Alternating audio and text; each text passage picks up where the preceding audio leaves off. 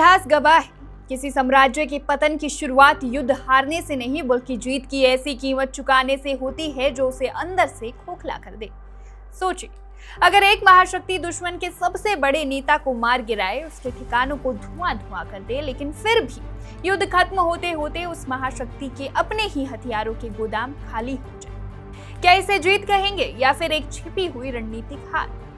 नमस्कार, मैं हूं संध्या और आज हम वॉशिंगटन के उस सबसे बड़े डर का कच्चा चिट्ठा खोलने जा रहे हैं जिसने पेंटागन से लेकर व्हाइट हाउस तक हड़कंप मचा दिया। लेकिन सबसे बड़ा सच पैसों का नुकसान नहीं बल्कि वॉशिंगटन के इंटरसेप्टर मिसाइल भंडार का खाली होना है। जब तेहरान से मिसाइलों का तूफान उठा तो अमेरिका ने अपने सबसे अत्याधुनिक और महंगी रक्षा प्रणालियां पेट्रियट और थार्ड मैदान में उतार दी। ईरान की हर मिसाइल को हवा में ही भस्म करने के लिए अमेरिका ने पानी की तरह पैसा और मिसाइलें बहाई। लेकिन अब पेंटागन के रक्षा अधिकारियों की नींद उड़ी हुई है। क्यों? क्योंकि अत्याधुनिक इंटरसेप्टर कोई साधारण बंदूक की गोलियां नहीं है कि बटन दबाया और फैक्ट्री में बनकर तैयार हो गई। एक थार्ड या पेट्रियट मिसाइल को बनाने में महीनों का वक्त और बेहद पेचीदा तकनीक लगती है। अमेरिका के शीर्ष रक्षा विशेषज्ञों की चेतावनी है कि इन खाली हुए भंडारों को दोबारा पूरी तरह भरने में कई साल लग सकते हैं। अमेरिका के पास पैसा तो है, लेकिन वो समय कहां से लाएगा? अब इस पूरी कहानी का सबसे खतरनाक पहलू समझिए। रक्षा नीति में इसे कहते हैं अपॉर्चुनिटी कॉस्ट। ईरान के खिलाफ दागी गई एक एक महंगी मिसाइल असल में वो हथियार था जिसे अमेरिका ने चीन या रूस जैसे महाप्रतिद्वंदियों के खिलाफ किसी बड़े महायुद्ध के लिए बचा कर रखा था।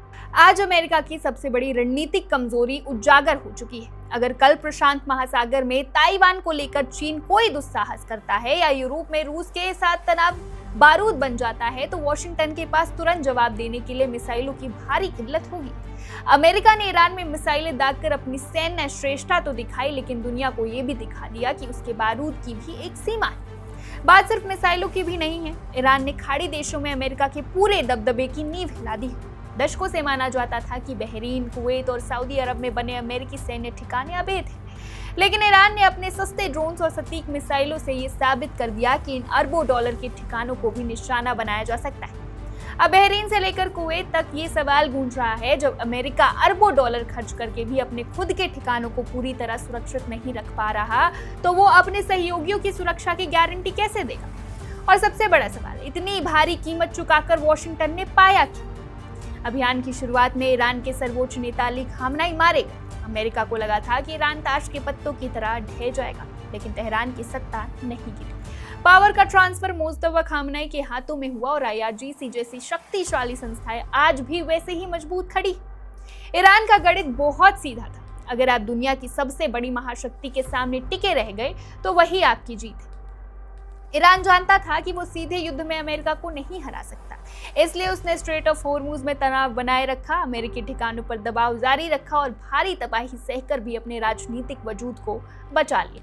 आज ईरान इसी सर्वाइवल को अपनी सबसे बड़ी रणनीतिक जीत बताकर दुनिया के सामने पेश कर रहा है। और यही वॉशिंगटन के लिए सबसे बड़ा धर्म संकट है, क्योंकि सैन्य ताकत का अंदाजा सिर्फ इस बात से नहीं लगाया जाता कि आपने कितनी मिसाइलें दागी, बल्कि इससे लगाया जाता है कि युद्ध का धुआं छटने के बाद आपके पास खड़ा रहने का दम कितना बचा है। तो ईरान के इस युद्ध ने अमेरिका को एक ऐसे मोड़ पर लाकर खड़ा कर दिया है जहां से हर रास्ता मुश्किल है। एक तरफ मिसाइलों को दोबारा भरने की भारी लागत, तो दूसरी तरफ रक्षा उद्योग पर बढ़ता दबाव और तीसरी तरफ सीमित संसाधनों को संभालने की चुनौती।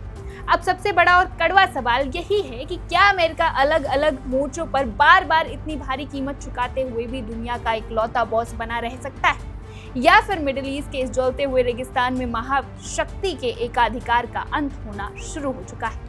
आपकी इस खबर पर क्या राय है? कमेंट सेक्शन में जरूर बताएं। फिलहाल बस इतना ही। देश और दुनिया की तमाम बड़ी खबरों के लिए देखते रहिए वन इंडिया।